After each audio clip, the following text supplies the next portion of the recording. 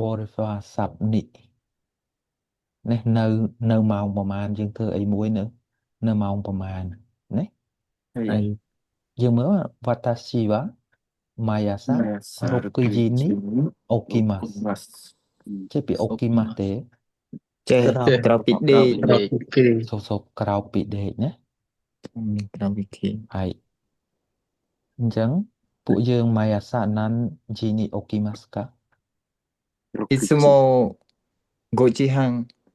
に起5きま時半す。はい5時半ぐらい5時半頃に起きますとかគោរពហ្នឹងបានន័យថាវាមិនមែនតគត់បានឡើងវាអាចថាប្រហែលវាអាច29ឬក៏31 32អញ្ចឹងណា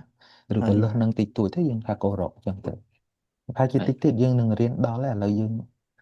បន្ថែមប៉ុណ្្នឹងសិនអញ្ចឹងនេះណាយើងតិចទៀតទៅអ្នករៀន N4 ណាបញ្ហាត្រង់និផងដេកផងអត់ដឹងប្រើពេលណាប៉ុណ្ណាឥឡូវយើងចាប់ផ្ដើមមួយមកចាប់ផ្ដើមពីនិវាធ្វើអីមួយនៅម៉ោងប្រហែលយើងដាក់និណាはい。